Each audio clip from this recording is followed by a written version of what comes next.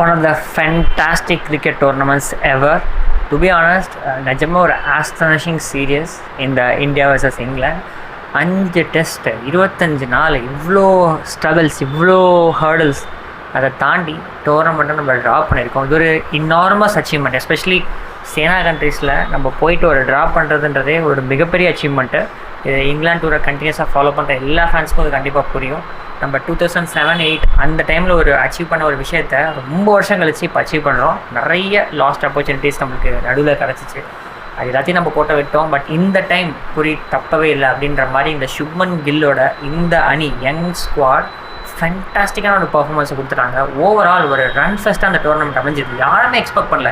அதாவது இந்த டோர்னமெண்ட்டுக்கு முன்னாடி ஒரு கேப்டன்சி சேஞ்சு, பெரிய பெரிய பிளேயர்ஸ்லாம் போயிட்டாங்க. அவங்களாம் போனதுக்கப்புறம் இந்த டோர்னமெண்ட்டில் வந்து இந்தியா பர்ஃபார்மே பண்ணாது. 100 அலவுட் ஆகும், 150 அலவுட் ஆகும், பழைய 36 ரெக்கார்டை பிரேக் பண்ணுவோம், அப்படி இப்படின்னு சொல்லி நிறையா ட்ரால் வந்துச்சு. எஸ்பெஷலி சுப்மன் கில்லோட அந்த கேப்டன்சி திங் இதெல்லாத்தையும் கிரிட்டிசைஸ் பண்ணி எக்கச்சக்கமான அக்யூசேஷன் வந்துச்சு. இந்த டோர்னமெண்ட்டுக்கு முன்னாடி நடந்த இன்டர்வியூஸ்லாம் நம்ம நிறையா பார்த்துருந்தாலும் நம்மளுக்கு புரிஞ்சிருக்கும் எவ்வளோ பெரிய எக்ஸ்பெக்டேஷனோட சுப்மன் கில் இந்த டோர்னமெண்ட்டுக்குள்ளே போனார் அப்படின்ட்டு. இன்னொரு பக்கம் நம்ம இங்கிலாந்து ஒரு நல்ல ஃபார்மில் தான் இருக்காங்க டெஸ்ட்டில். அவங்களுக்கு நிறைய ஹோம் டோர்னமெண்ட்டை நடந்துட்டு தான் இருக்குது, நடக்கவும் போகுது. So next world test championship கண்டிப்பாக ஒரு ஃபேவரட்ஸாக வருவாங்க அப்படின்றதுல டவுட்டே கிடையாது. ஸோ ஜிம்பாப்வேக்கு அப்புறம் இந்த ஒரு டோர்னமெண்ட்டுக்குள்ளே வராங்க. மோரலஸ் ஒரு சேம் ஸ்குவாட். அதாவது நீங்கள் இங்கிலாண்டு ஒரு 6-7 இயர்ஸாக ஃபாலோ பண்ணுறீங்கன்னா, எஸ்பெஷலி ஆஃப்டர் குக் உங்களுக்கு நல்லா தெரியும். அந்த ஓப்பனிங்லேருந்து பெரிய ஹோலை அவங்களால ஃபில் பண்ணவே முடியல. யாரையோ இறக்குனாங்க. எனக்கு தெரிஞ்ச ஒரு லிஸ்ட்டு போட்டால் அதுவே ஒரு 11 வரும். ஆனால் எதுவுமே ஒர்க் அவுட் ஆகலை. கடைசியாக பென் டக்கெட், ஜாக் க்ராலி அவங்க களை இறங்கியிருந்தாங்க. இது ஒரு ஃபென்டாஸ்டிக்கான டோர்னமெண்ட் அவங்க 2 பேருக்குமே. பர்சனலி இந்த பேஸ்பால் அப்படின்ற இந்த நியூ அப்ரோச்சை அவங்க ஃபென்டாஸ்டிக்காக எக்ஸிக்யூட் பண்ணுறதுக்கு முக்கியமான ஒரு கீ பிளேயர்ஸ் இவங்க 2 பேரும் தான். அதுவும் நீங்கள் அந்த லாஸ்ட் டெஸ்ட்டாக இருக்கட்டும், அதுக்கு முன்னாடி அந்த 2-3 டெஸ்ட்லேயும் எவ்வளோ ஃப்ளாலஸாக அவங்க பர்ஃபார்ம் பண்ணாங்க. கேம் அப்படியே ஸ்னாஷ் பண்ணிட்டு போயிட்டாங்க. அதாவது இந்தியா வந்து அந்த செஷனில் ஒன்றுமே பண்ண முடியல, இவங்களை கவுண்டரே பண்ண முடியாத அளவுக்கு அவங்க சர்பாஸ் பண்ணிட்டு போயிட்டாங்க. எஸ்பெஷலி பும்ரா இருந்த அந்த 4th டெஸ்ட்டாக இருக்கட்டும், ஈவன் இந்த 5th டெஸ்ட்லேயும் கூட ஒரு செஷன் அப்படியே சாப்பிட்டு போயிடுவாங்க. டெமாலிஷன் ஜாப் அது அவங்க பண்ணக்கூடிய 2 பிளேயர்ஸ் தான்.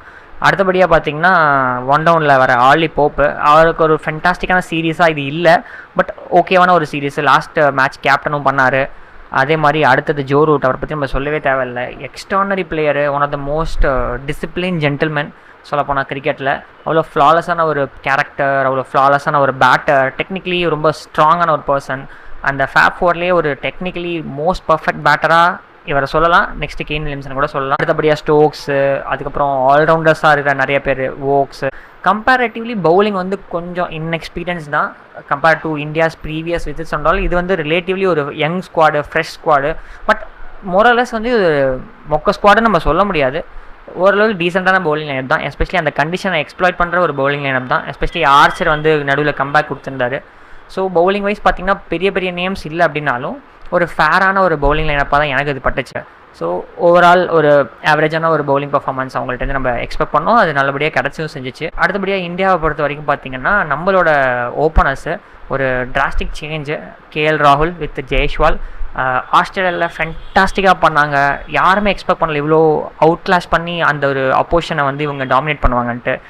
ஆஸ்திரேலியாவில் பண்ண அதே வேலையை இங்கேயும் பண்ணாங்க. இன்ஃபேக்ட் கேஎல் ராகுல் வந்து எங்கேயோ போயிட்டார்.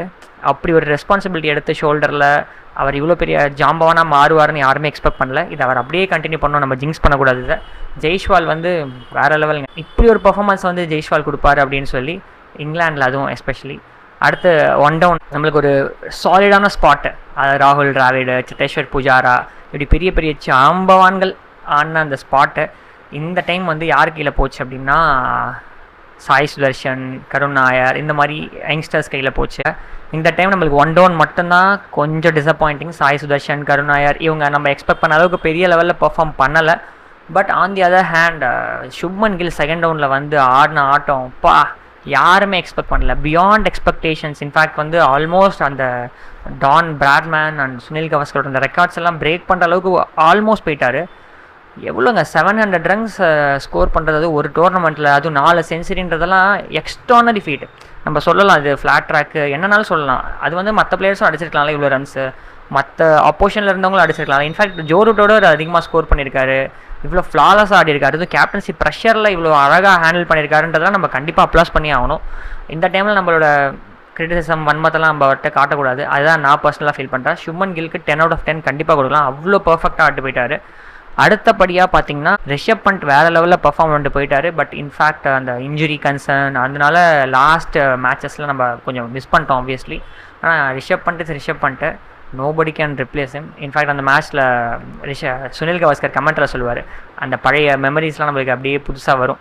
அந்த ஸ்டூப்பிடை வந்து அப்படியே மாற்றி அவரை பாராட்டுற மாதிரி பேசியிருப்பார். அதெல்லாம் ரொம்ப என்டர்டெய்னிங்காக இருந்துச்சு. அதுதான் இந்த டோர்னமெண்ட்டை பொறுத்த வரைக்கும் எந்த ஒரு மேட்ச்சுமே டல்லாக ரொம்ப போரிங்காலாம் இல்லை. எல்லா மேட்சும் ஒரு வேறு லெவல் ஒரு எனர்ஜெட்டிக்காக இருந்துச்சு.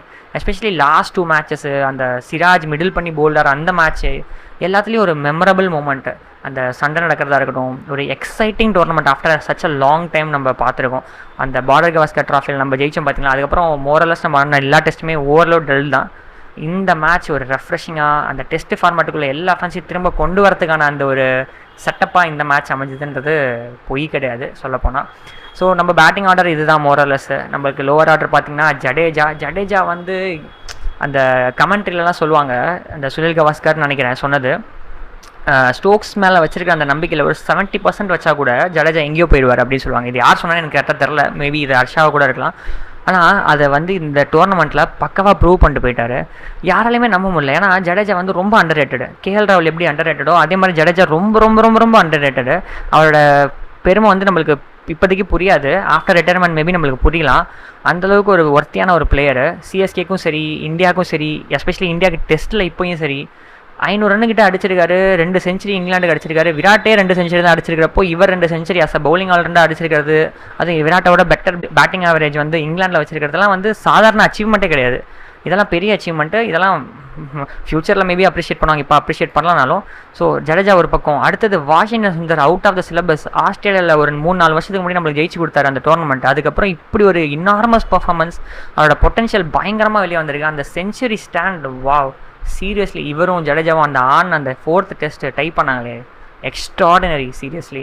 அதெல்லாம் வந்து நம்ம ஃப்யூச்சரில் இப்போ நம்ம ராகுல் டிராவிட், லக்ஷ்மன் அவங்க ஆன இன்னிங்ஸ் எப்படி இன்னும் நம்ம 20 வருஷம் கழிச்சு ஞாபகம் வச்சுருக்கோமோ அந்த மாதிரி ஒரு இன்னிங்ஸாக ஆஃப்டர் 20 இயர்ஸ் இது இருக்கும். அதில் டவுட்டே கிடையாது. Washington Sundar exceptional. அடுத்தது பும்ரா ஆடின எல்லா மேட்சும் நம்ம அன்ஃபார்ச்சுனேட்லி தோத்துட்டோம். பட் ஸ்டில் பும்ராவோட மார்க்ஸ் வந்து எப்பயுமே ஆன் டாப் தான். அவர் எல்லா மேட்சும் சூப்பராக அவரோட பொட்டன்ஷியலை எக்ஸிக்யூட் பண்ணிட்டு போயிட்டார். அன்ஃபார்ச்சுனேட்லி இன்ஜுரி கன்சர்ன்ஸால் சில மேட்ச் ஆடல. அடுத்து தான் எலிஃபண்ட் இந்த ரூம். இந்த டோர்னமெண்ட்டில் பிக்கெஸ்ட் டேக்அவே இவர் தான் முகமது சிராஜ். சீரியஸ்லி முகமது சிராஜ் வந்து ஒரு அனிமேட்டட் கேரக்டருங்க.